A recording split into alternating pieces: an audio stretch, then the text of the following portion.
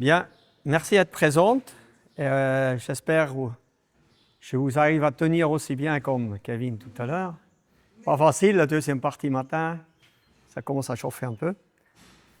Voilà. Moi-même, mon thème, c'est plutôt l'autonomie de fourragère pour les vaches laitières, mais les vaches allaitantes un peu aussi. Mais c'est plutôt, quand même, comme nous dit, la récolte. Nous récolte les choses et nous conserve pour une production plus valorisée finalement derrière. De coût automatiquement un peu plus cher. Kevin, il y a un super système. On tire, et surtout chez les vaches allaitantes, on peut dire, nous peut faire des compromis niveau qualité, certaines fois à la pâture, pour nous ne ramasse pas tous les jours le lait. La viande, ça se compose. C'est l'avantage de viande. S'il y a une semaine de fourrage un peu moins bon, c'est pas pour ça, elle va maigrir. Par contre, avec une vache, si elle baisse 5 litres, elle ne va pas revenir à 5 litres peut-être après. Ça demande un peu les races, mais ce n'est pas si facile. En plus, une canicule comme là, vous pouvez avoir la meilleure vache, ça va faire un coût. C'est pour ça, tout de suite, tous les industriels, laitières et tout ça, ils calculent déjà avec une baisse, pas seulement pour cette durée-là, ça va continuer tout l'automne. Ça ne va plus taper la production initiale qui devrait être, finalement. Hein. Bon. La protéine produite à la ferme, plus riche possible. Mais c'est un peu faux débat aussi. Ce n'est pas seulement protéine, nous essayons de produire aussi l'énergie. C'est autonome à la ferme. Et notre façon, la philosophie de la vache heureuse, c'est l'autonomie globale de la ferme et aussi de l'agriculteur lui-même. Pour venir à cet esprit, je peux changer les choses, être moins tributaire de les achats extérieurs. Si tout va bien, les prix sont là et tout c'est pas cher, tout va bien pour l'éleveur. Mais par contre, si ça tourne comme certaines années, ah oui, mais tu calcules, moins tu achètes, moins. Mais il faut rester productif quand même, avec du qualité. C'est là, je reviens, comme hier soir, comme j'ai dit tout à l'heure, c'est le rigueur tous les jours, il ne faut pas l'abandonner. Hein, c'est encore peut-être plus frais. On va parler je présente vite ma ferme. Notre ferme, ce n'est pas seulement la mienne, hein. Composition des métailles. Pour ces métailles, pour l'autonomie, c'est basé sur les prairies temporaires permanentes et les métailles, des fameuses métailles multi-espèces de protéagineux, légumineuses et un peu de céréales. C'est réussite, les mélanges, les réussites, et pourquoi ça marche certaines fois pas, et comment on peut gérer derrière la deuxième culture les rendements, les valeurs, et à la fin un peu des ratios type. Notre ferme, elle est située dans le sud Normandie, limite Laval, ça vous dit quelque chose? En France, la Mayenne, Laval, 1 heure de Laval, 1 heure de Mont-Saint-Michel, dans ce cas, de 1h30 jusqu'à Paris. 2 heures, ouais. Et c'est vraiment un coin, nous, à des terrains très séchants, peu, dans un profond, c'est granit dessous, mais après, il y a des cailloux aussi, des argelettes, ou d'autres parcelles qui sont hydromorphes, un peu avec pas mal d'argile. On a de tout, il y a un peu des parcelles qui ne peuvent pas faire des céréales en hiver, où c'est trop humide. Même si c'est drainé, ça ne va pas, c'est inondable. Mais c'est plutôt métailles maïs ou des prairies. Ça aussi, c'est quelque chose, de départ, nous avons 60 hectares prairies temporaires. Eux, elles tournent partout dans les cultures. Même les parcelles à 7 km, les prairies sont installées pendant 2 ou 3 ans. Pour revenir avec cette information légumineuse, prairies avec des racines partout, épais. Et il faut dire aussi, nous travaillons, comme nous avons une méta, nous travaillons avec le digestat partout. Et finalement, nous équilibrons sur toute la surface cet engrais naturel qui valorise et qui met tout en route finalement. Cette symbiose, ces bactéries de la vache, de la panse, même si nous dit le digestat il y a un peu dilué, mais il y a toujours ces informations. Il y a surtout tous les oligos jusqu'à le soufre surtout, qui nous dans ce digesta plus qu'un lisier classique et qui nous a besoin, comme Sarah a expliqué hier soir avec la pyramide, c'est NPK, on a bien sûr besoin, mais si tu veux faire pousser des choses correctement, ta bonne santé surtout, ta bonne santé, et tu as besoin d'abord les oligos. Voilà. Et tout ça sur un sol vivant c'est un grand mot, déjà presque 30 ans, 25 ans sûr, plus du tout labour, travailler très peu profond, c'était à commencer avec ça, avec les outils un peu la fraise à l'époque et des chômeurs superficiels, mais comme mon tracteur n'était pas plus que 70 chevaux, des chômeurs de cumin, tu ne pouvais pas faire beaucoup plus. Le herse combiné pareil, c'est 5 cm. Et après, nous avons adapté les machines. Mais c'était en tout, ça c'était avant 2000. Et après 2000, rapidement, c'était des années très humides. Si certains de vous se rappellent, ils n'étaient pas nés certains. C'est 2099, c'était la galère. On a fait les blés tout en décembre. Et c'était catastrophe derrière. Et finalement, qu'est-ce qu'on a eu? C'était avec Frédéric Thomas, Conrad était tout jeune à l'époque et tout ça. Nous étions tous en apprentissage. Et là, nous avons commencé à faire des plantes avec des pivots. On a compris, les décompacteurs, et la faune, ça vit par la couverture. Construire la maison, comme vous dites, comme votre logo est ça, construire cette maison. Et toujours couvert. Et c'est là que nous avons vu que les machines sont vraiment secondaires. Deuxièmement, c'est n'importe quelle machine, tu peux presque arriver. Et aujourd'hui, les gars qui ont bien compris, je connais des gens en Allemagne, ce n'est pas tellement le pays qui est plus développé en semi-direct. Les gars, ils sont toujours en petit labour, mais ils ont tout respecté, toujours couvert, ils laissent pas mal des choses et tout ça. C'est un peu dommage de dire, mais ça marche, hein. Ça marche, hein. Ils ont peut-être, c'est pour ça, aujourd'hui en bio, il ne faut pas hésiter, chaque fois, sortir la charrue pour nettoyer les parcelles. Il n'y a pas de choix si tu as des rumex ou quelque chose. Voilà. On a 150 de vaches, ça veut dire qu'on a 2 robots, plus nous avons une salle de traite à côté sur une deuxième ferme. C'est les vaches qui ont moins bien ou des réformes pour les tenir encore plus longtemps pour finir engraissées. C'est un collègue qui est venu avec nous il y a 2 ans et un monsieur de 55 ans qui a travaillé toute la vie toute seule. Pas facile toujours à intégrer dans une structure à plusieurs.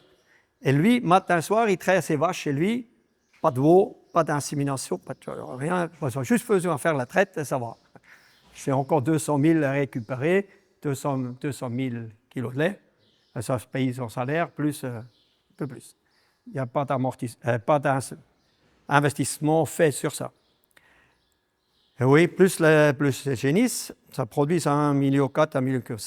En moyenne, nous sommes en 38 litres dans la ration. C'est grâce à les robots, c'est logique un peu.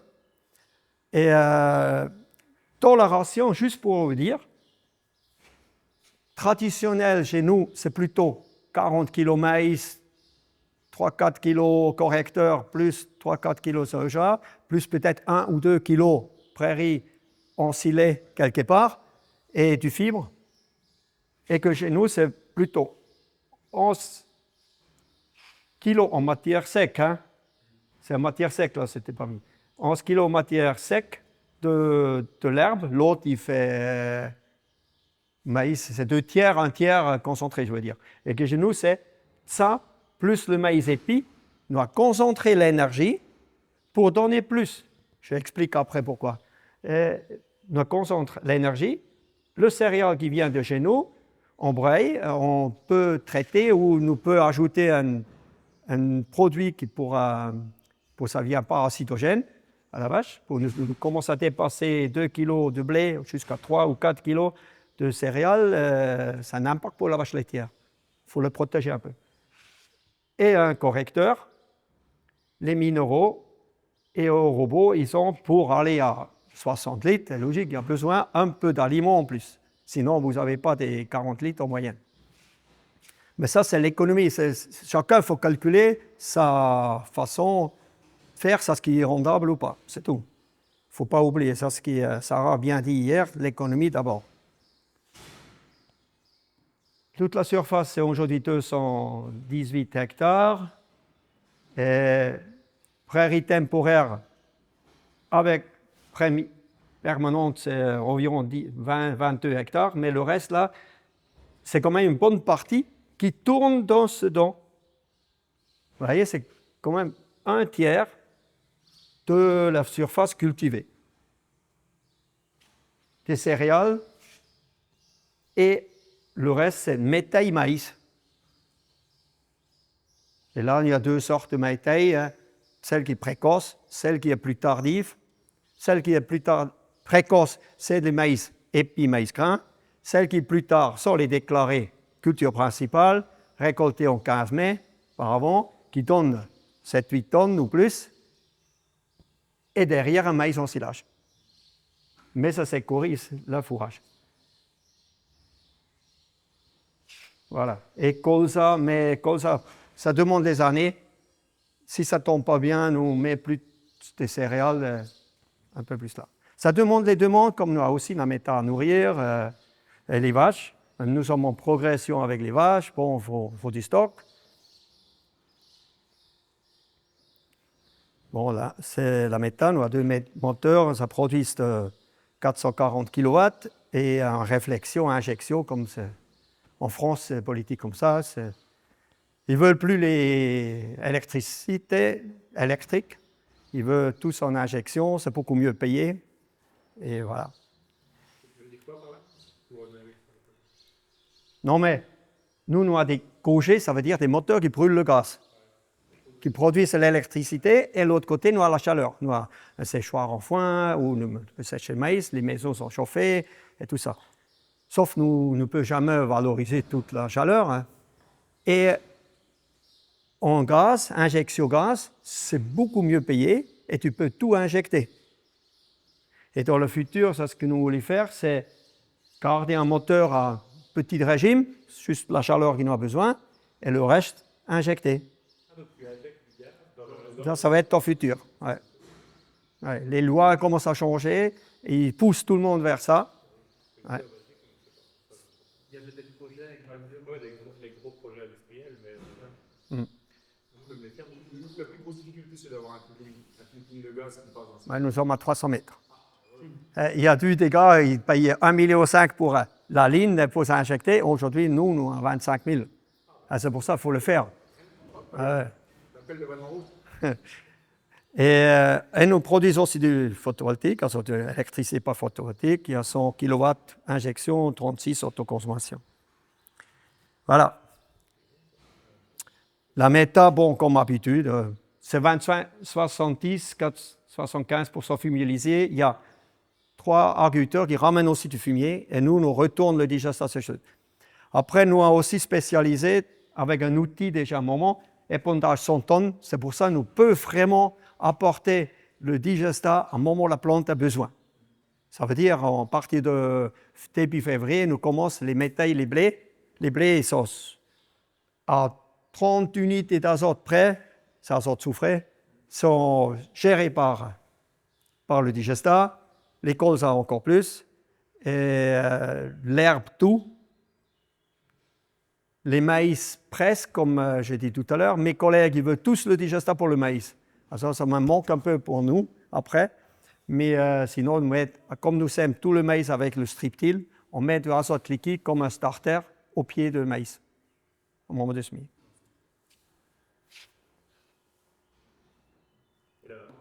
L'épandage 100 tonnes, c'est toi, c'est bien humain. Non, nous avons vu déjà le premier équipement avec un collègue, c'était les années 2000. Et là, il est usé. Et là, on a fait un dossier pour avoir des aides. On a acheté quand même. Mais c'est un produit que j'ai importé à l'époque de Suisse en France. Je le vendais un peu partout.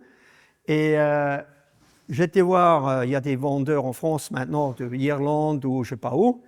Mais ils sont tous plus chers que les Suisses. Mais contraire de tout ce qui passe normalement. Et de cet équipement avec un bandillard, 2 têtes, et 12 mètres, avec la high-tech, le manomètre qui t'indique la vitesse, la quantité épandue, tout ça. 900 mètres tuyaux, non-rouleur et la pompe centrifuge. Ben, aujourd'hui, je peux faire à 90 000 €, 300 000 € max. Tu vois. Et un tonne d'Alizé coûte 200 000 tracteurs, n'ont encore pas compté. Que là, c'était les tracteurs habituels et ça tourne. Après, les parcelles plus loin, il faut transporter, c'est logique. Mais de toute façon, la route, tu fais toujours. Après, on met un conteneur à la route et l'entrepreneur, il vide et nous répondons. Et là, nous récoltons le céréal. Nous avons cette année 25 hectares de blé en tour. La paille va être ramassée. La même nuit, nous répondons le digesteur avec ça.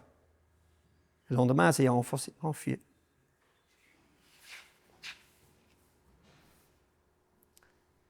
Voilà. Et un objectif c'est ce que je raconte maintenant déjà 20 ans. J'ai toujours un objectif tous les matins. Nourrir mes 155 vaches, mes vaches, les 3 tonnes et demi de vers de terre, mais vers de terre, celui tout le monde dans les sols, et la méta, mais il y a un truc qui est oublié aussi, l'homme, pour nous faire du blé, nous fait du blé aussi, pour la vente. Même si certains céréales sont utilisés par les vaches d'abord, mais aussi à la vente. Et les 3 tonnes et demi, c'est minimum ça. Ça peut être 5 tonnes si ça demande les années, dans l'année que tu pèses.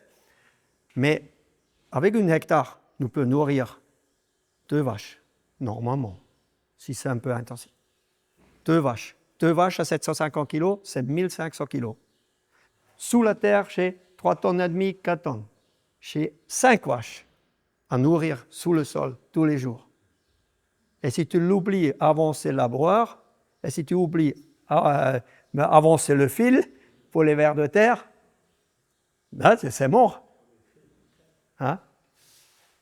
Surtout avec ces chaleurs-là, si c'est couvert, c'est bien joli.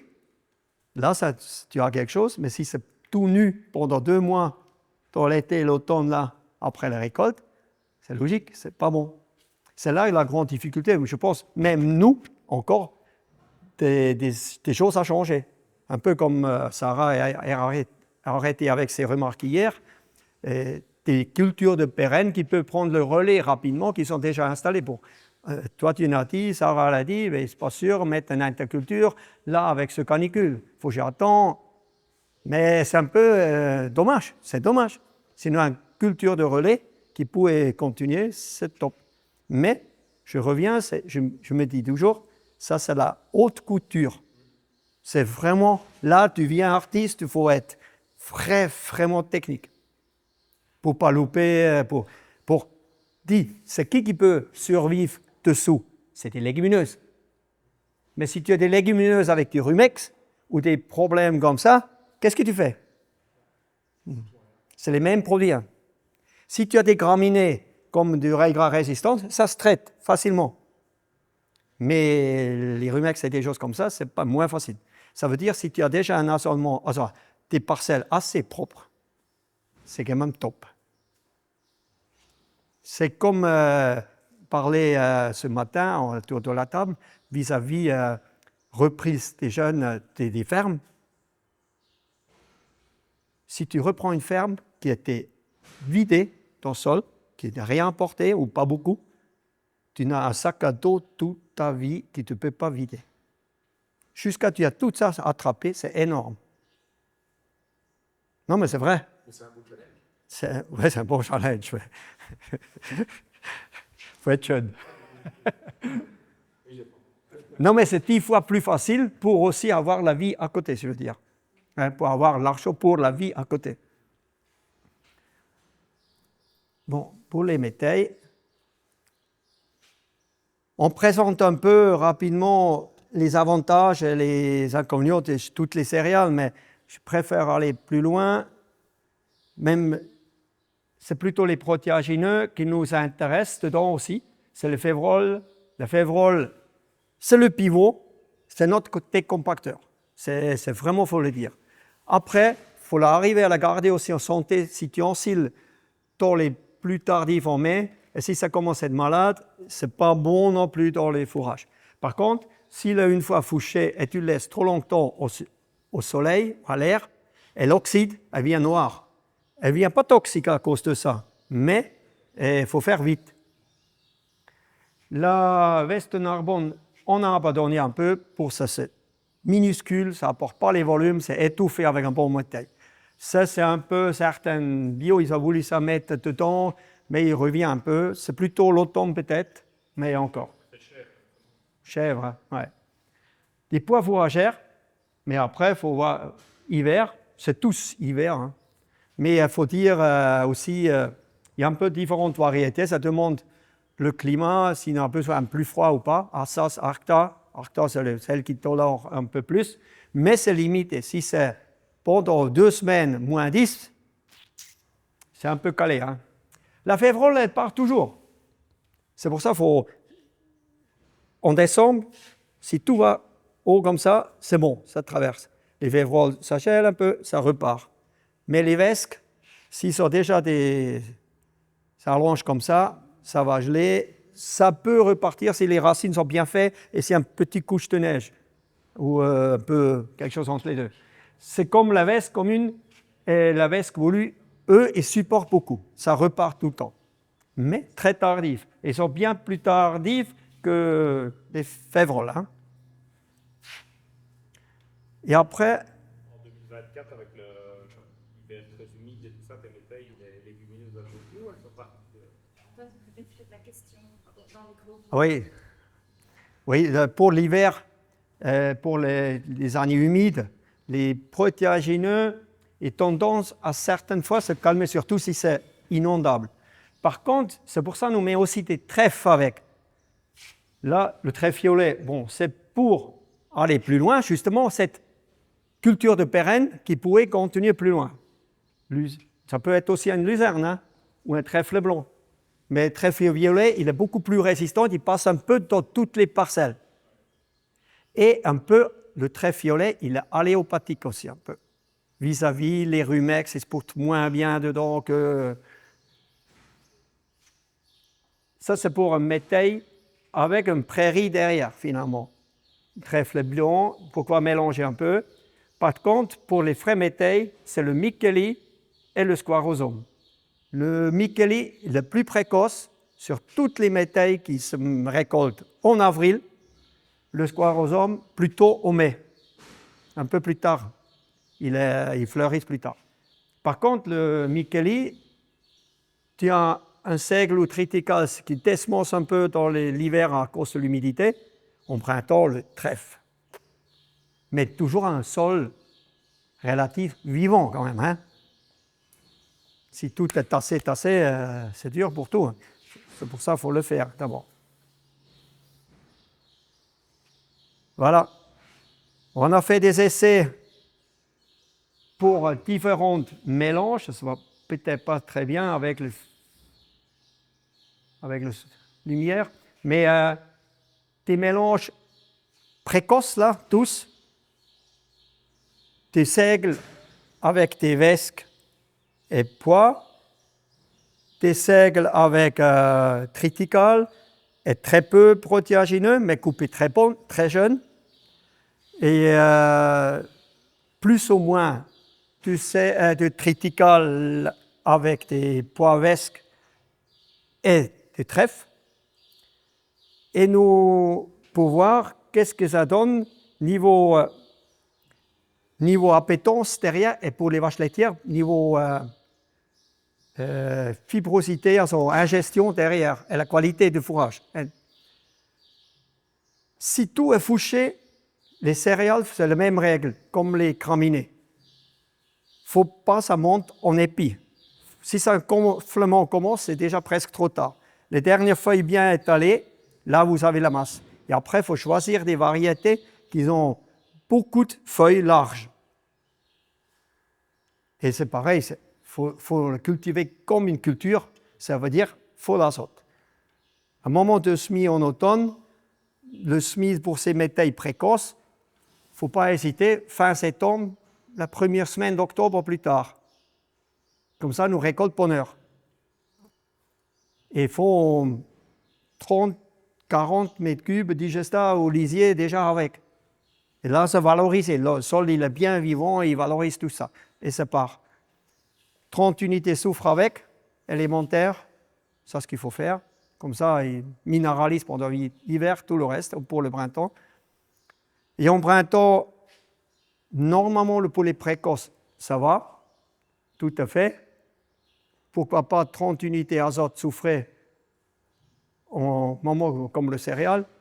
Mais ça demande un peu comment il démarre, combien de matière organique, comment ça, le sol, la température, ça part. Pour les plus tardifs, pour les métailles qui se récoltent un peu plus tard, type métaille qui a beaucoup plus de févrole et pois, vesque, là, il faut donner un peu plus d'azote en printemps. Eux, ils sont faits jusqu'à 15-20 octobre, idéalement. Mais nous pouvons aller plus loin, mais nous récoltons mai avancé. Et un maïs derrière, pas tous les ans. Ça demande les parcelles. Si c'est une parcelle un peu plus profonde, peut-être, mais quand même plus limitée. Du travail de maïs de tondelle. Pardon? L'indice du maïs. Ouais, l'indice de maïs derrière cette culture, il faut reprendre les ponts de calcul que nous avons fait à un moment. Là, nous sommes partis un peu trop loin, nous avons dit, ah oui, on est au soleil, nous pouvons faire des indices plus élevés. Non. Même les précoces, tu récoltes en avril, tu peux prendre les indices classiques. Nous, c'est pour faire du maïs épi derrière. Ça veut dire que c'est plutôt des dentés ou cornets dentés. Ton autre coin, c'est un 240, 260. Mais si j'avance à 15 mai, il faut que j'ai un 220, pas plus. Mais tu vois dans la Loire, habituellement, ils sont des 380, des 400. Ben oui, mais il faut prendre un 300, 320, toi. Vraiment plus précoce. Mais problème, pour tout ce qui va en grain, niveau maïs, il n'y a pas beaucoup de choix, pas beaucoup de possibilités, niveau 180-200. Ils sont quand même un peu inférieurs en volume après. Mais 220, nous commençons à avoir des bonnes... Il faut dire aussi, les dentés, ils finissent plus vite à la fin. C'est vraiment l'avantage. Ils finissent plus vite, surtout en maïs épi. C'est 10 jours à 2 semaines après un maïs à 33%, plante entier. C'est partout en France en ayant ça. 10 jours, 2 semaines plus tard. Pour avoir les 53-55% matière sec. Ouais. Hier, un collègue ici qui était là, hier soir, un éleveur, il m'a parlé, lui, il met 3 semaines, 1 mois. Mais après, je pense qu'il met aussi un indice un peu avancé.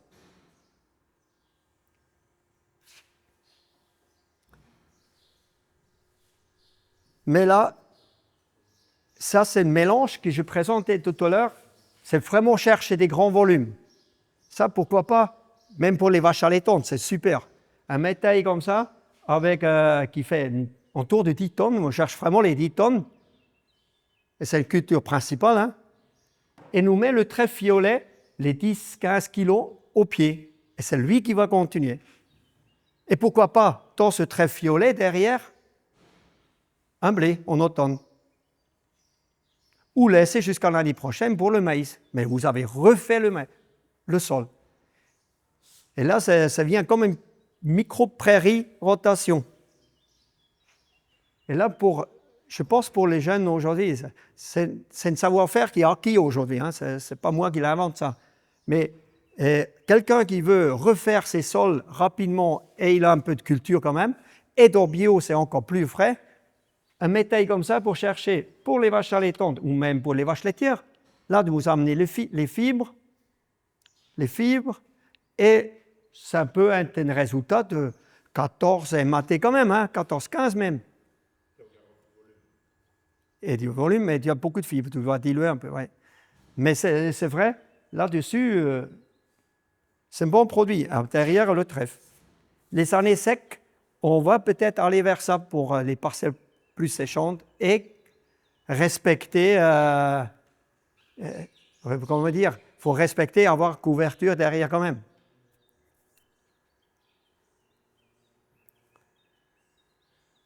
Et ça, c'est c'est les deux types de méthodes que je viens de dire tout à l'heure. La précoce, c'est que le forestier, moi, j'ai supprimé le sec fourragère.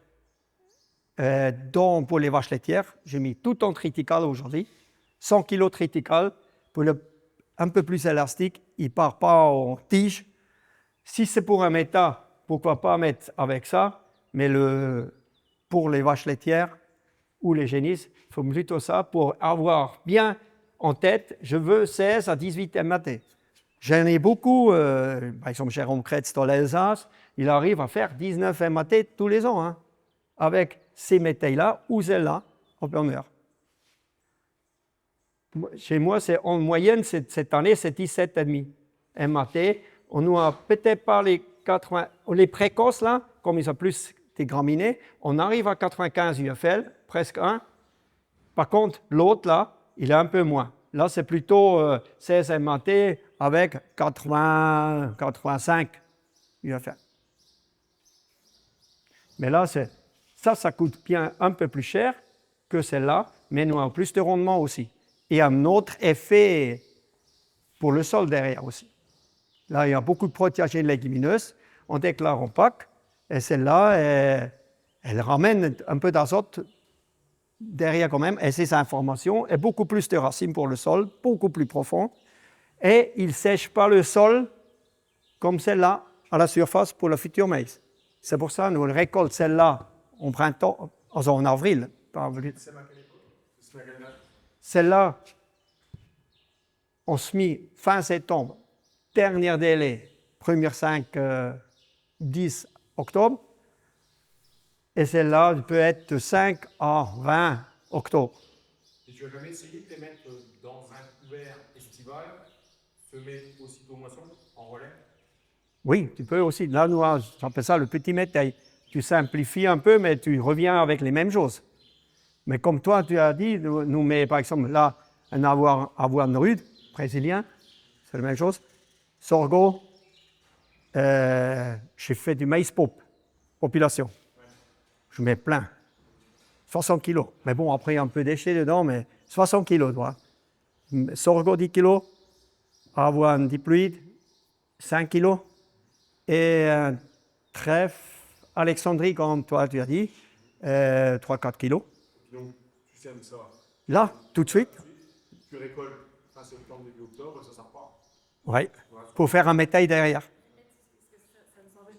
Ouais. Nous, oui, pour la date de récolte et pour les semis. Et pour, là, c'est pour l'interculture qui était en question. Pourquoi pas faire la même chose ou environ la même chose derrière un blé ou l'orge, là, cette année, l'orge, elle est battue déjà. C'est exceptionnel en juin. En juin, normalement, il reste un peu de fraîcheur.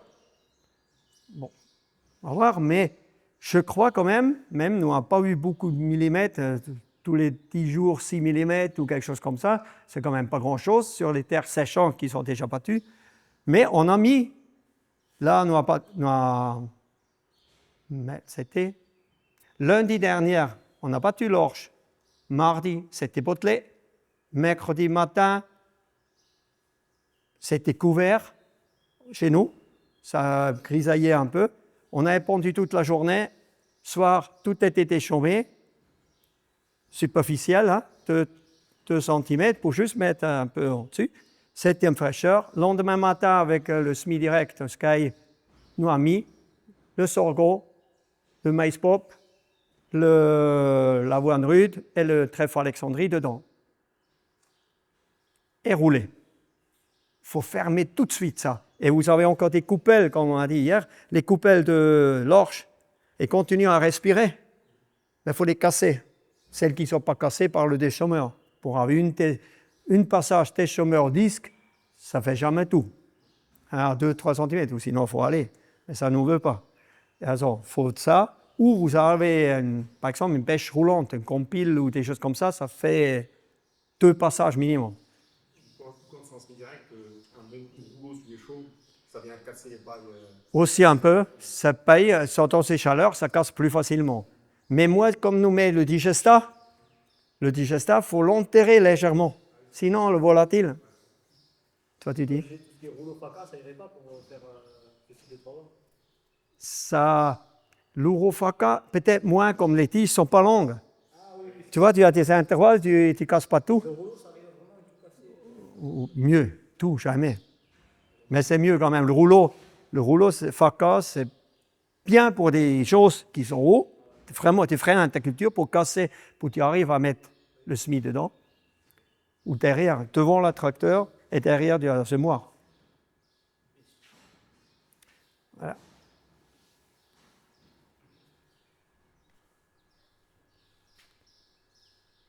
Et c'est pareil avec, on ne voit pas, c'est très dommage, mais c'est des jolies photos avec des sursemis dans les prairies en automne.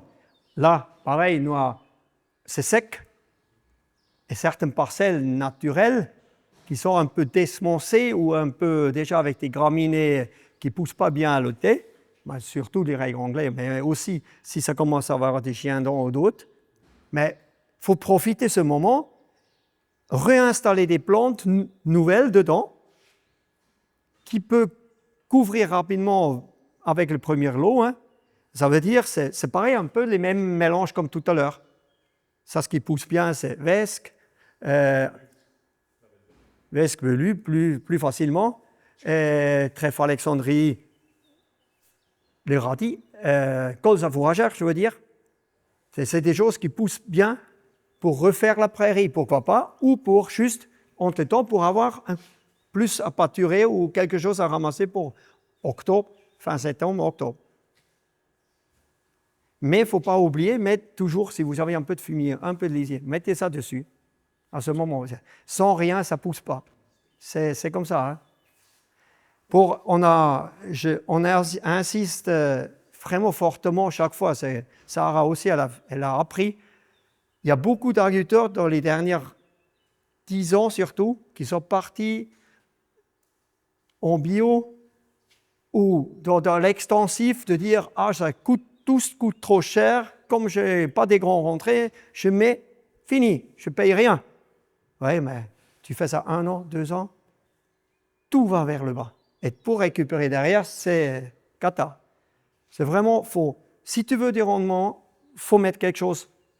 L'azote, c'est une des choses, mais d'abord, comme j'insiste chaque fois, faites une analyse de Kingsley et pour voir qu'est-ce qu'il y a vraiment dans votre sol qui manque. C'est peut-être pas l'NPK, c'est un déséquilibre des oligos, de micro-éléments, et ça coûte beaucoup moins cher de les équilibrer en départ. Et pourquoi pas seulement chaud humide ou chaud, d'abord il faut carbonate pour remettre le sol au niveau, c'est ça qui libère certains éléments aussi.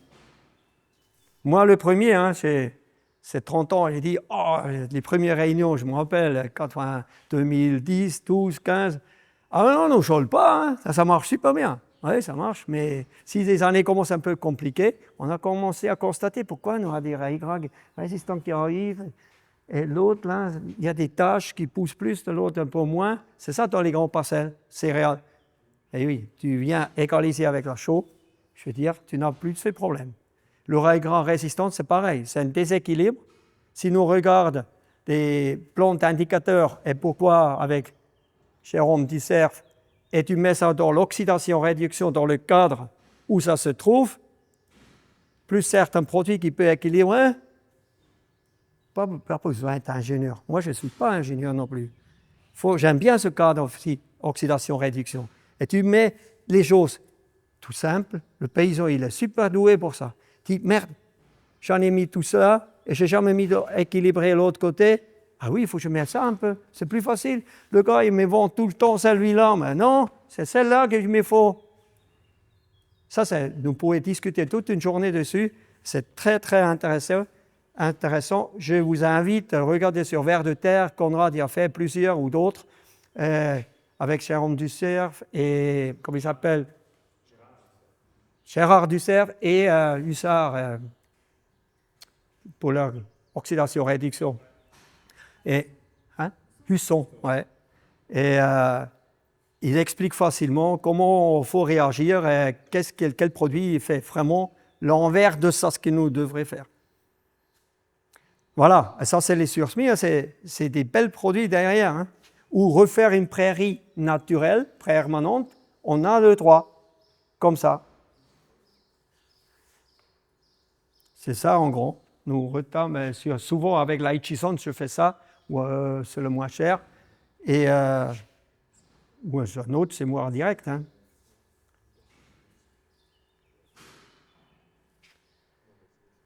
Ben, les métailles en images un peu, mais on ne voit pas bien les images. C'est vraiment parlante comme les métailles, surtout cette année. Je pense que Sébastien, il a vu ça aussi. Les métailles cette année, en mars. On se demandait qu'est-ce que ça va donner. Hein. Très clair. Putain, qu'est-ce que nous fait? L'année humide. Hein. Début avril, on a vu les chaleurs, là, ça monte, sèche un peu. Oh putain, ils sont partis comme des flèches. Je me rappelle, nous, tous les mois, on a des visioconférences. En avril, on était au 4 avril, Conrad a fait avec la somme de température, à quelle date il faut osciller, nous n'avons pas encore, tout ça. J'ai pris la photo de l'année dernière, 2024, le 11 avril, les métailles précoces, on a oscillé avec 4 tonnes et demie, 5 tonnes, super fourrage, les riches. J'ai dit, moi, jamais arrivé, on va être tous 1er mai cette année. En 2 semaines, rebolette. 15 avril, on a oscillé autant comme l'année dernière. C'est merveilleux, les métailles, qu'est-ce qu'ils peuvent faire en peu de temps. Et après, les métailles tardives, pareil. Ils ont les pois, ils ont venu, les vesques. On pensait que c'était ridicule, le truc qu'ils nous ont fait. Ah non, une plante, une vesque, il y a des images là-dessus, mais ça ne se voit pas trop. Et vous avez tout clair. Mais une vesque, c'est une microplante en départ, là, en avril, février-mars. Mais elle va faire ça. Une seule. Et c'est tout petite, là, en départ, 2 petites branches comme ça. Hein? Ah oui. Pour le moment, ça tient. Ouais. Pour le grain aussi, c'est énorme. Et c'est toujours les mélanges qu'ils nous ont maintenant trouvés, ce n'est pas pour rien avec ces quantités. La première qui arrive, qui se pose, qui commence à faire des grains, c'est les céréales plutôt. La févrole à côté commence à fleurir à bonne heure, mais elle monte, elle veut être plus haute que les céréales, mais finalement elle ne peut plus. Mais après, c'est les vesques et les pois qui arrivent, et au-dessus, ils commencent à fleurir. C'est le toit. Et là, pour le meilleur qualité, protéines, c'est à un moment où les vesques commencent à fleurir. Là, c'est bon. Et après, si nous voulons aller au grain, ou celle avec le trait violet dessous, nous pouvons aller un peu plus loin, 10 tonnes, ça continue à fleurir, mais le reste, les premiers commencent à être un peu bois. Mais c'est super équilibré derrière pour les fibres, tout ça, pour les vaches allaitantes, pour les vaches de nourriture de base, mettre les plus riches dessus, par exemple le 2e, 3e, 4e coupe de prairie, qui sont très riches, mélangez avec ça, comme ça vous n'oubliez pas les fibres. Tu fais comme ça, du coup, Ah ouais. tout en silo sandwich? Tout. Cette année, c'était un silo sandwich, c'est ce que tu viens de dire, c'est vraiment ça. C'est pour ça, c'est un peu technique, mais pas plus que, comme tu as expliqué ce matin aussi. Et objectif, c'est toujours 15 avril, théorique, les premières métailles, les précoces. Avec les prairies précoces, ça veut dire c'est souvent celles qui s'étaient ensemencées les dernières, alors, les plus récentes, ils sont plus précoces. C'est 1 an, 2 ans. Et ça fait chez nous environ 20 hectares, 30 hectares. On scille ça avec les premières métailles sur un silo de 50 mètres, 14 mètres large. Et ça fait une hauteur de ça. Oui, dessus.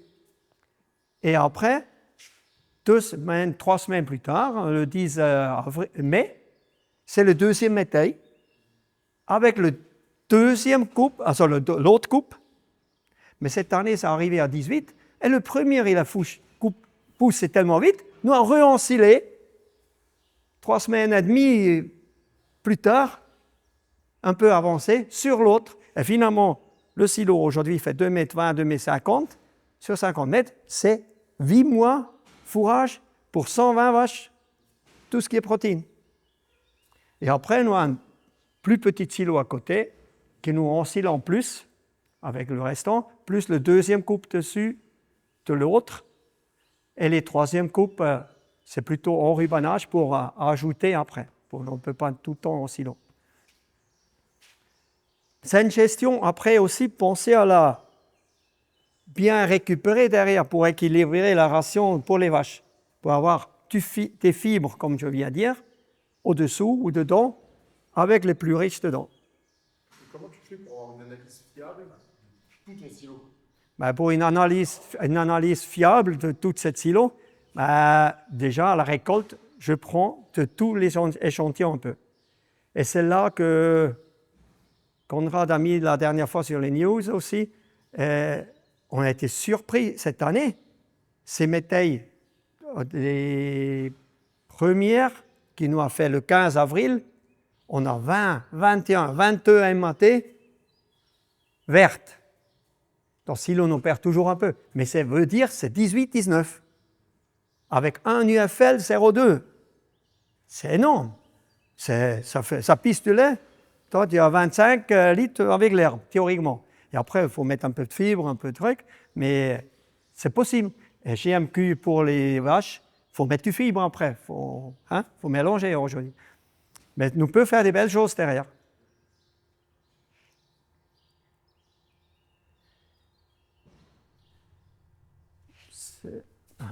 Là, c'est vraiment comme ça, ce que je viens de dire, en automne, en décembre, c'est à 10 cm, là, c'est idéal. Et après, ça commence à pousser. Et je vous invite à regarder après le repli. Et là, c'est pareil, en automne, en décembre, c'est vrai, ça se présente dans les camps de maïs, c'est tout petit. On commence à voir les ronds. Et ça, c'est bon, ça. Ça, c'est bon. Là, il commence à travers. Il ne faut pas être beaucoup couvert, même les févroles. Hein. Si c'est 2 cm dans le terre avec les couvertures, ça tient la route. C'est comme on a dit hier soir, si c'est humide comme l'année dernière, il faut mieux venir à la volée, avec ce semoir engrais ou n'importe, ou étaler votre grain, et vous venez avec un gyrobrayeur presque dessus, comme ça, vous cassez le moite. C'est l'avantage si vous avez une fois un sol plus ou moins vivant avec des vers de terre, il vous excuse dessous, même si vous décapez un peu au-dessus. Ça ne dérange pas. Mais il revient, les lombrics qui mettent plus rapidement leur petite crotte au-dessus, ça recommence à se coller, tout le monde commence à se mettre au boulot, ça commence, les champignons ensuite commencent à digérer un peu les cames de maïs, le ver de terre commence à bouffer dedans, ils mettent ça partout. C'est top. Le gâteau, il ne peut être pas mieux que ça. Pour l'hiver, pour résister. Et l'autre aussi. Là, c'était derrière, justement, ce fameux sorgho récolté en début octobre. Nous mettons un métail derrière. Ce sorgho-là, il va pour la méta ou il va pour le bétail? C'est plutôt chénis et méta.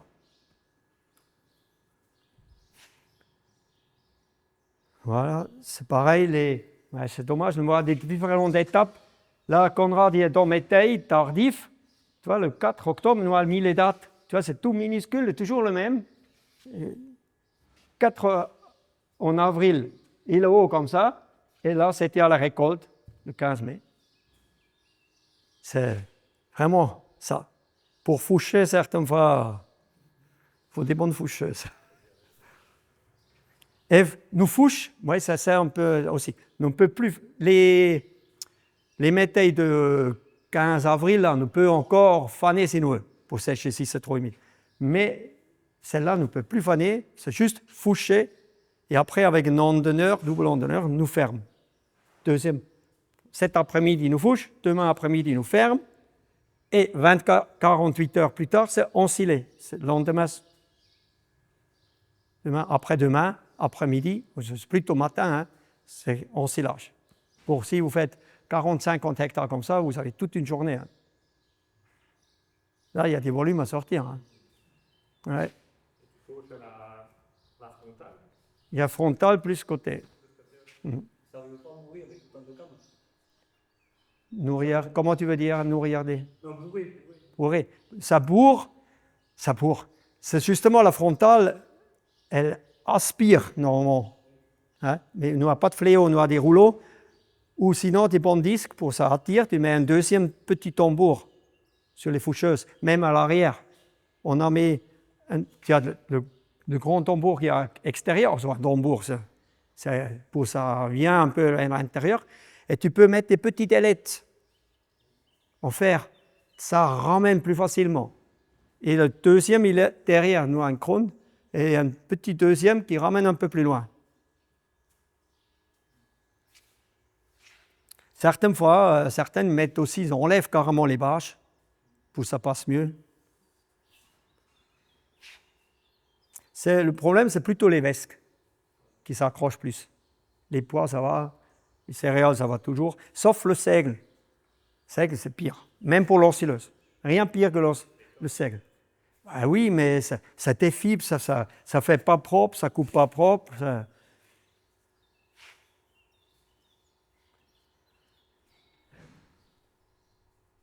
Ben ça, j'ai mis tout à l'heure les vesques. Et là, c'est pareil, c'est les stades. En septembre, ça, on a déjà fait aussi. Les métailles faits après un céréale. Ça veut dire encore plus tôt. Tout de suite, on met seigle, triticale, un peu de févrole, plutôt trèfle. On se met là pour foucher début octobre, mi-octobre, et repartir, mettre encore les protéagineux dedans pour les méta ou pour les génisses. Comme ça, vous avez la même culture qui continue. Il y a des années, c'était bien, on a récupéré 4-5 tonnes en automne et 6-7 tonnes au printemps. Sauf, vous ne savez jamais les conditions de récolte en octobre. Si c'est un peu humide, vous trafiquez le sol, et c'est ça un peu avec tous ces ensilages. Nous n'intervient pas comme un céréalier, nous intervient en printemps, c'est déjà humide, nous vient certaines avec la tonne, nous vient en automne tard, déjà le maïs ensilage, plus ça, finalement les trafics nous tassent beaucoup le sol. Et je ne suis pas toujours d'accord que ce soit le meilleur compromis. Ou faut ça vaut le coup avec une qualité qui colle. C'est pour ça, là, nous sèmes quelque chose et nous c'est normalement 60-70 jours après, je peux récolter. Fin septembre, c'est toujours des bonnes conditions. Première semaine octobre, mais après, il faut être mis.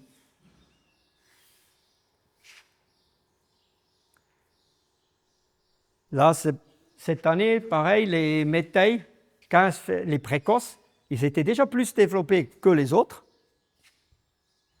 Et ça, c'est métailles précoces. Pourquoi ils mettent février? Oui.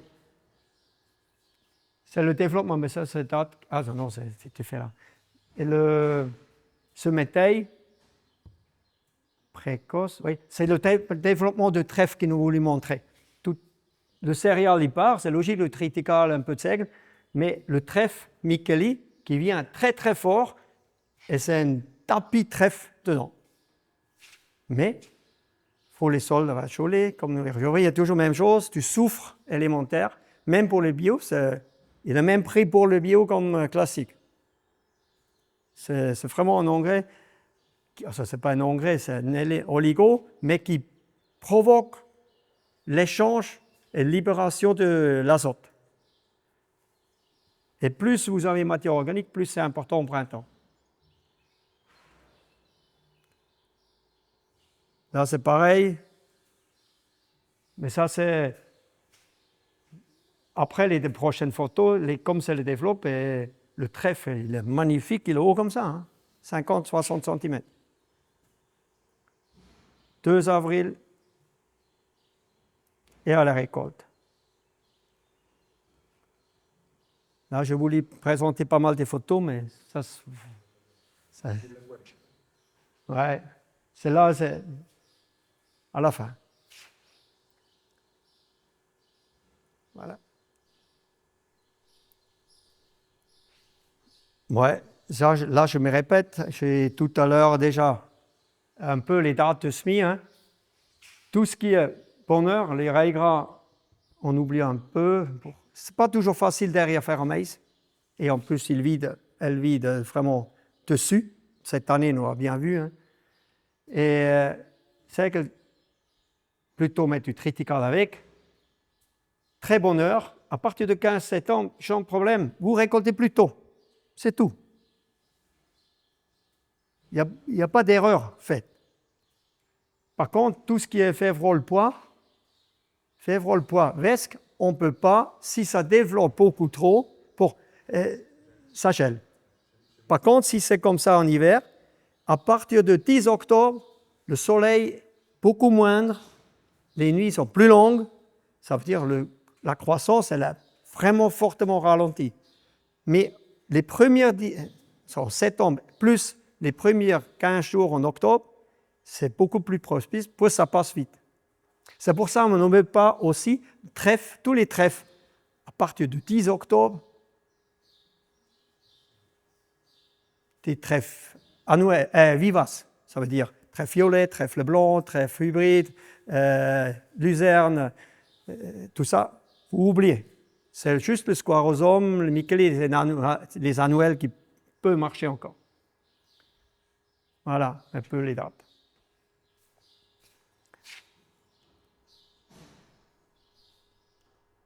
Les techniques de semis, ouais.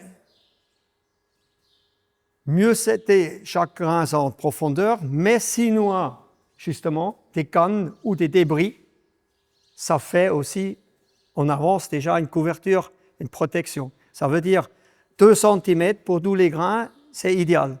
Par contre, les trèfles, plutôt à la surface quand même. Essayez de mettre, si vous avez 2 trémies, mettre plus hautes ou à part, au-dessus à la volée. Si le semoir de boue ne peut pas faire de différentes profondeurs. Tous les peuvent faire, on a discuté tout à l'heure, tous les semoirs peuvent le faire, mais après, si vous avez beaucoup de débris, c'est logique, il faut avoir quelque chose de spécial. Mais si c'est derrière une maïs en silage, c'est encore la majorité quand même. Vous passez juste un petit déchaumeur pour niveler, si ça se permet, et ensemencer avec le semoir classique dedans. Mais toujours en train de faire légèrement diagonale pour niveler. Il n'y a aucun outil qui va dans le sens comme le dernier semis. Et encore, le blé, par exemple, je sème toujours comme ça et je traite après de la façon le plus rationnellement. Aujourd'hui, avec les GPS, on peut tout faire. On n'a plus besoin. Et on peut, avec le GPS, venir semer dans l'interrang. Moi, c'est ce que je fais. Je fais tout décolle à chaque fois. Le couvert est semé là. La culture sera semée à côté. Le couvert suivant, là. Décolle comme j'ai 25 cm d'interrang. Ouais. Décolle de 12 cm au GPS. Un coup droit. Ça, c'est super. Décaler les lignes de semis, c'est logique. Mais tu peux aussi croiser celui qui n'a pas beaucoup. Hein. Et...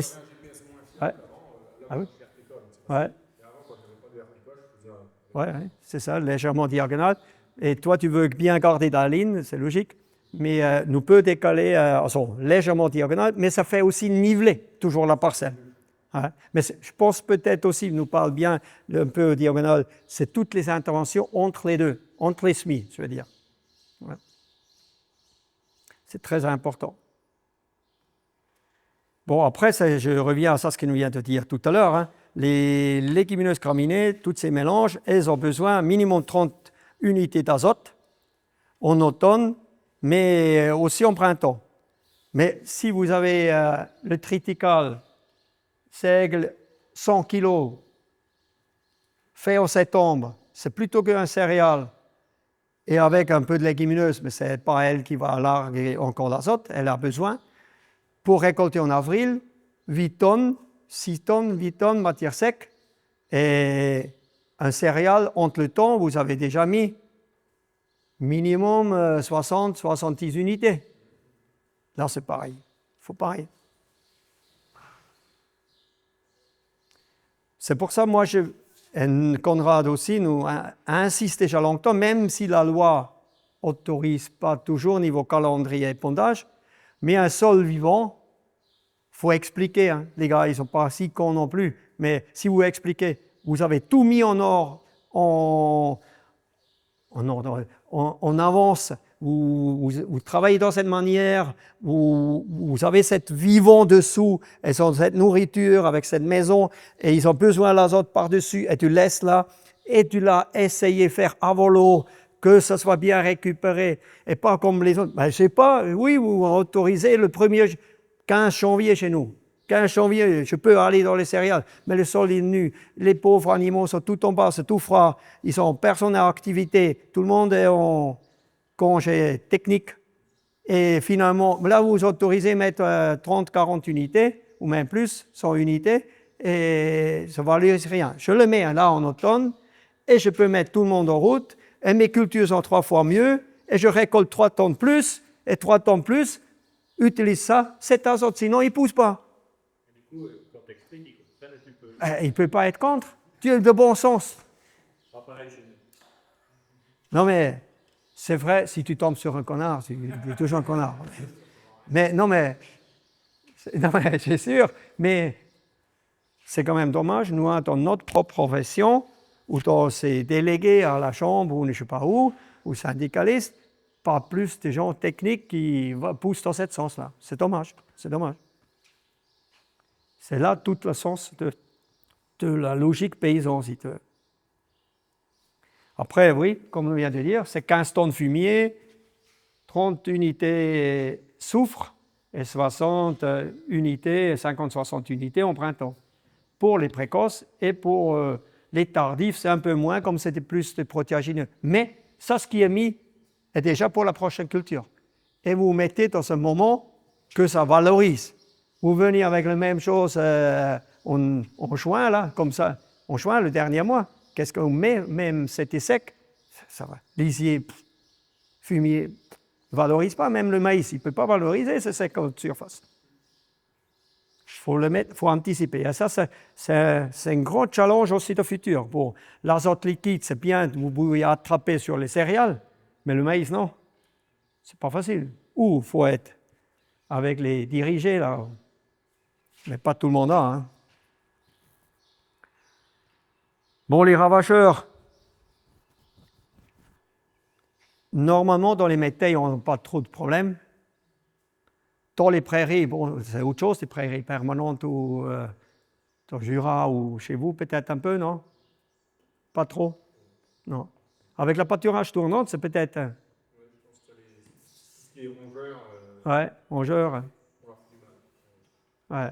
Ce piétinement très concentré, très dense. Ça aide, oui. Ouais. Mais je crois que nous revient à la logique. Un sol bien équilibré, matière organique, c'est s'équilibre. C'est un peu avec les pucerons ou les limaces, pareil.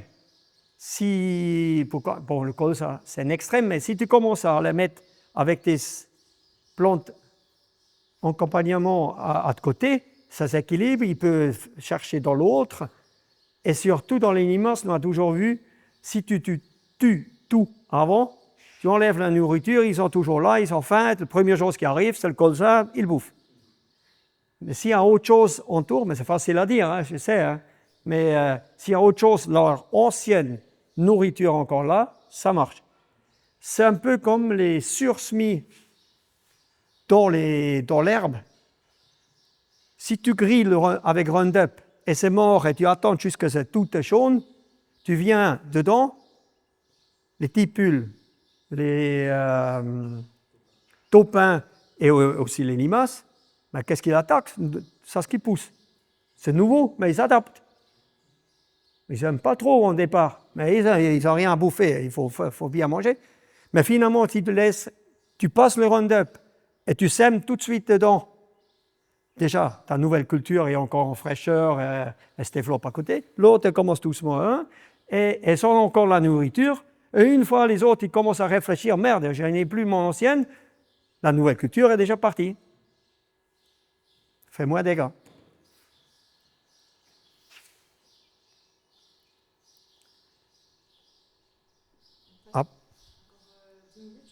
Ouais. Je ne sais pas si vous avez des questions déjà jusqu'à là.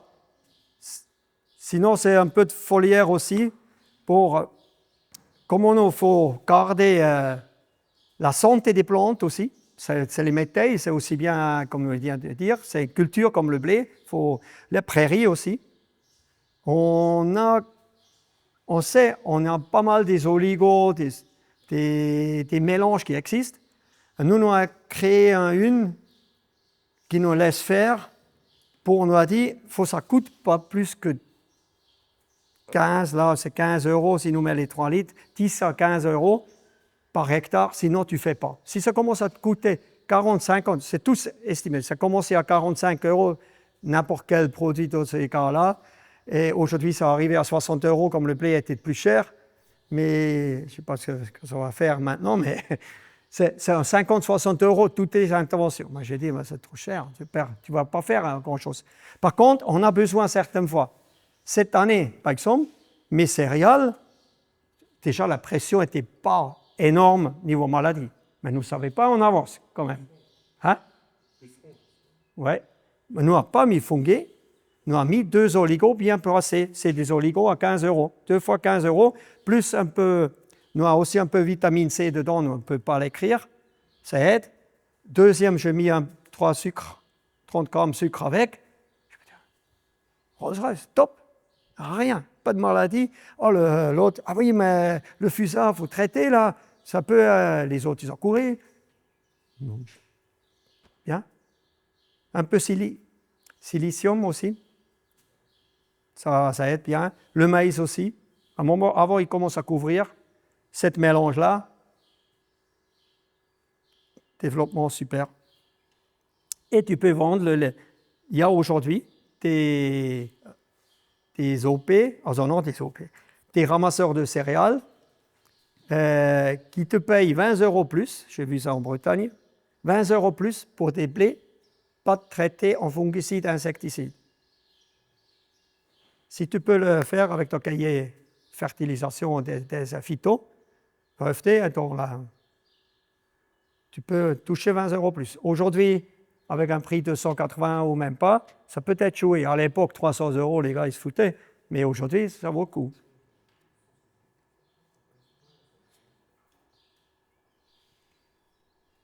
Bon, après, nous revient à tout ce qui nous a parlé déjà au niveau sécheresse, tout ça, qu'est-ce qu'il nous peut faire. Mais nous a déjà discuté dedans. Tout ça, faut anticiper, c'est pour tout le monde nouveau. Mais par contre, si tu laisses l'ancien système avec tourner la terre en bloc, pourquoi j'arrête un peu, mais ça m'a fait penser quand même cette année au printemps. Celle qui n'a rien mis tout l'hiver. J'en ai des voisins. Ça ne m'a rien mis comme c'était trop tard pour le maïs. Et le blé n'était pas fait. Bon, rien, c'est nu. Mais ils ont passé 5 fois au printemps, février, mars, avril, dans les sols. Ils ont mis le maïs. Mais merde, leur maïs, il part comme une flèche. Super bon. Il est bon. Vraiment dire, il est bon. Mais l'année n'a pas choué encore. C'est toujours à la récolte, ça compte. Moi, j'en ai mis des maïs travaillés superficiels un peu derrière les métailles. Super bien parti. Pas tout à fait comme l'autre, il faut dire. J'en ai fait du maïs en striptil, direct dans les métailles. Moins bon, un peu moins bon. Il est quand même bien. J'en ai fait dans des rails gras avec 5 kg rails gras l'année dernière. Catastrophe. Et là, catastrophe cette année. Le rail gras, il a pompé tout à la surface. Alliopathique, on a traité comme un bloc. En plus, le maïs qui repousse tout le temps. Catastrophe. Les parcelles qui n'ont pas roulé derrière le semis, c'est pire que le pas roulé. Tu vois, c'est enfermé, pas volatile. Par contre, je suis sûr, avec tout ce qui passe là, l'autre maïs, il a peut-être une taille. Il a fait les racines, comme Zara a expliqué hier, tout beau dans cet horizon-là. Jusqu'à maintenant, tout va bien. Mais là, s'il ne tombe pas beaucoup plus, et ça ne va pas tomber beaucoup plus, et il a besoin beaucoup plus de l'eau, puis il est plus haut, et il essaye à faire la poupée. Il commence à fleurir. Là, C'est 2022, c'était sec aussi. Mon voisin, c'était le super maïs, presque haut comme ça. Pas de poupée à la fin. Et nous, le maïs était ridicule, moitié. Mais une belle poupée. Ça vient plus tard. Et c'est pour ça qu'il fait d'abord en semi-direct. Ça, c'est quelque chose de très important. Les premiers vendeurs des machines semi-direct, et c'est aussi les inventeurs qui ont vulgarisé le semi-direct, il faut dire, Alfred Kessler, les frères Broust chez Horsch, ces deux frères, Horsch, Broust il s'appelait, de Chartres, là, vers là, et Simon, Simtek, Schorsch, l'anglais là. Ils ont donné toute leur vie pour vulgariser ça. Ils ont vu toute leur vie une voiture, ils ont dormi dedans, ils ont fait Tour de France, avec leur machine derrière sur le remorque, des choses comme ça. C'est eux qui ont toujours dit, faut que tu sèmes 8 jours plus tôt que les autres pour récolter 8 jours plus tard que les autres. Et ça n'a pas changé ça. Pourquoi? Le sol, il démarre moins vite, tu prends un peu d'avance, et comme il fait tellement de racines au départ, je reviens à mon maïs là, il fait d'abord bien les racines. Les prairies, c'est pareil. Pourquoi les Suisses, ils devaient avoir plus? Mais c'est une boîte allemande aussi qui fait des bonnes semences maintenant, 3 fois moins cher. Et il fait d'abord les bonnes racines. Et après, aussi. Et ça, pareil, le maïs là, il fait ça d'abord. Il fait bien ses racines pour se nourrir plus tard. Mais entre le temps, génétiquement, il n'a pas mis plus de végétation. Il faut l'entretenir après, ça ne donne rien. C'est comme tu récoltes la poupée. Et encore, si tu récoltes ton ensilage, tu as toujours un fourrage plus riche. Les vaches, le lait ou le GMQ, c'est par l'énergie, c'est pas par la cellulose. Que la vache, elle s'emmerde avec ces celluloses de maïs là. C'est pour ça que nous on enlevait aussi le maïs. La tige, c'est du lignine. Et si elle bouffe 35-40 kilos bruts, ça veut dire 10 kilos, 15 kilos maïs, c'est 10 kilos, si on enlève le grain, 10 kilos lignine. Le lignine, c'est l'alcool. Et tout passe par la foie, les reins. Et après, nous dit la vache, les Holstein, aujourd'hui, il n'y a plus de longévité, c'est malade tout le temps. Ce n'est pas le problème des Holstein, pas du tout. Il y a ailleurs, ils reviennent à 10 ans sans problème, mais ils n'ont pas le même ensilage. Ils n'ont pas d'ensilage maïs. Des produits beaucoup plus nobles et pas ce lignine. Et le lignine de métail, le métail, il a aussi du lignine, mais c'est une lignine beaucoup plus noble, plus facilement digérée. Je ne veux pas dire, ça ne donne pas un peu d'alcool pour digérer. Il faut passer par les reins, mais c'est quand même beaucoup plus facile. Et la vache, là, je parlais avec 35 kg maïs en silage, c'est toi, tu touches le verre, et c'est une bouteille de Ricard par jour, ça présente ton alcool pour la vache. C'est comme toi, tu prends un verre comme ça, un verre niveau poids, nous, 80 kg, une vache 600, 700 kg, 700. Nous, un verre de Ricard pur tous les jours comme ça. C'est pas bon. Déjà le week-end, si ça arrive, avec un verre plusieurs dilué, tu es quand même... mais tous les jours, tu es flingué. Et ça, c'est ce que nous fait avec les vaches. Voilà. Ça fait quand même des années que tu as métail, maïs, avec beaucoup de maïs élis, tu as des doubles cultures et tout ça. L'évolution sur ta ferme, du produit dans le sol, tu as une idée? Justement, certains me disent, ah oui, tu fais monoculture, maïs, métail, maïs, métail. Et j'ai des parcelles, justement, celles qui sont toujours humides l'hiver, hein, métail, maïs, métail, maïs, métail, maïs. C'est là que j'ai augmenté la matière organique le plus. Ça, c'était des parcelles, mes précédents, c'était les inventeurs de maïs. Ils ont importé le maïs à l'époque, c'était les premières. Maïs plastique. Maïs plastique. J'ai encore aujourd'hui du plastique au sol, hein, 30 ans après, qui n'était pas dégradé, si tu veux, à l'époque.